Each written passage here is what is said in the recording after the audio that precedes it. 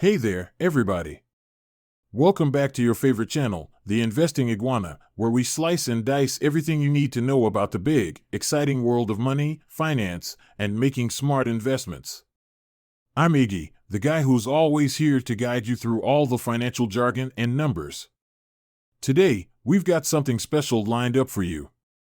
We're going to dig really deep into a specific investment called CapitaLand China Trust, which you might hear people refer to as CLCT.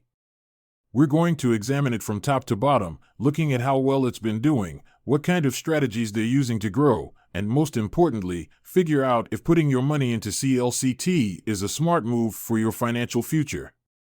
So, whether you're old school and like jotting down notes in a notebook, or you're tech savvy and prefer using an investing app on your phone or computer, get ready because we're about to dive into all the nitty-gritty details. Okay, let's break it down a bit more. CapitaLand China Trust is what you call a real estate investment trust, also known as a REIT. This is a special kind of company that owns and manages properties, and its main focus is on China. Imagine it like a big basket that holds different kinds of properties in it. Specifically, this basket has 11 shopping malls where people go to shop, 5 business parks where companies have their offices, and 4 logistics parks that are like big storage areas for goods. So, it's like a one-stop shop for different kinds of properties, making it a well-balanced collection.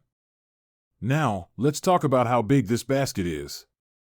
As of June 30th, 2023, the total value of all the properties they manage, known as Assets Under Management or AUM, is a whopping 5.2 billion Singapore dollars.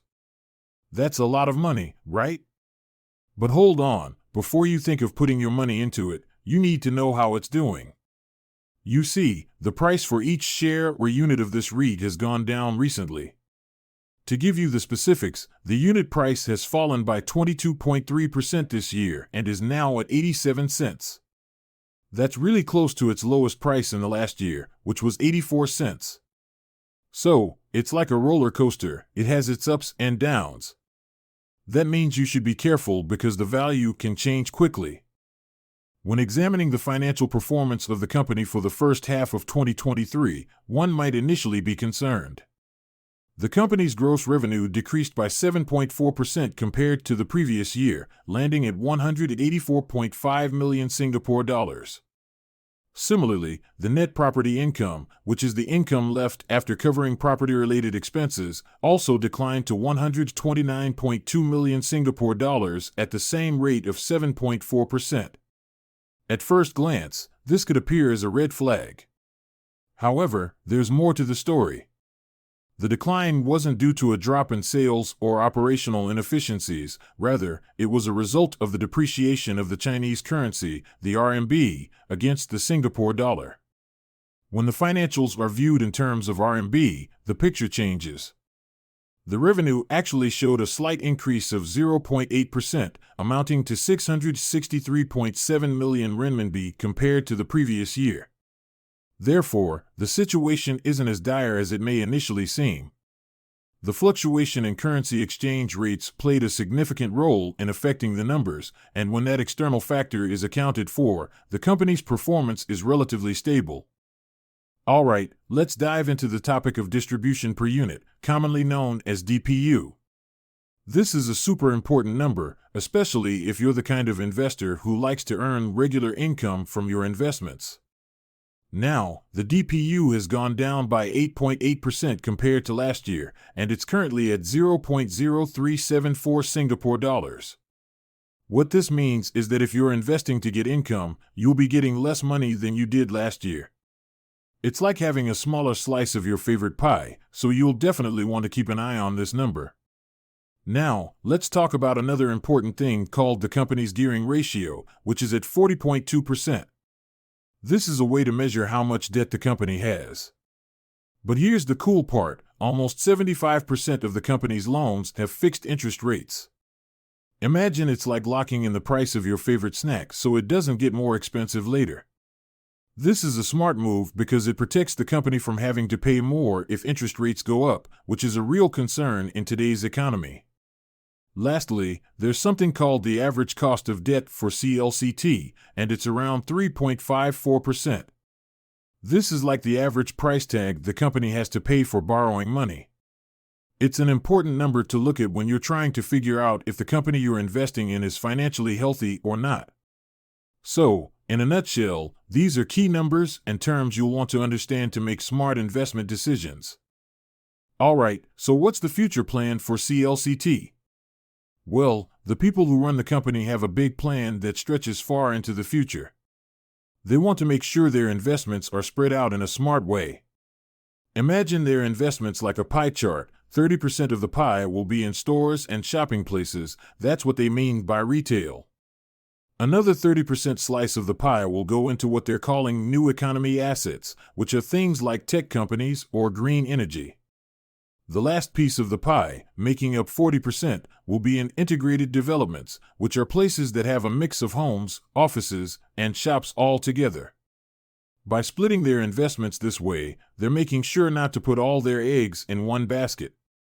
This way, no matter what happens in the business world, whether things are going great or not so great, their portfolio will be strong and balanced, ready to handle all sorts of ups and downs. In a nutshell, CapitaLand China Trust is a company that has both good and bad sides to it. On the good side, it owns a variety of different types of properties, which is like having a mix of fruits in a fruit basket, so if one goes bad, the others are still okay. This makes the company more stable. They also have a strong plan for the future, like a roadmap that tells them where to go and what to do for many years to come. Plus, they've been smart about borrowing money at fixed interest rates, which means they don't have to worry too much if interest rates go up. It's like locking in a good deal on a toy you want, so you don't have to pay more for it later. But there are some downsides too. The price of the company's units, which are like tiny pieces of the company that people can buy, has been going down. Also, the DPU, which is like the pocket money the company gives to people who own those tiny pieces, has been reduced. And then there's the issue of currency depreciation. Imagine if you saved up your allowance to buy a toy, but then the value of your money went down and you couldn't buy as much as you thought you could. That's what happens to the company when the value of the currency goes down. It affects how much money they actually make, even though it's not really something they can control. So, while the company has some strong points that make it a good choice, there are also some risks that you should be aware of. So, you're wondering if putting your money into CLCT is a good idea, right? Well, the answer really depends on a few things. First, you have to think about how comfortable you are with taking risks. Are you okay with the possibility of losing some money, or do you want a sure thing? Next, consider what you want to achieve with your investment. Are you looking to make quick cash, or are you in it for the long haul? Finally, you have to think about whether you believe in what the company is doing, especially their long-term plans. In this case, CLCT is all about commercial real estate in China. Do you think that the business buildings and spaces in China are going to be more valuable in the future? Do you agree with how the company plans to make that happen? If you're nodding your head yes to these questions, then CLCT could be the investment opportunity you've been waiting for.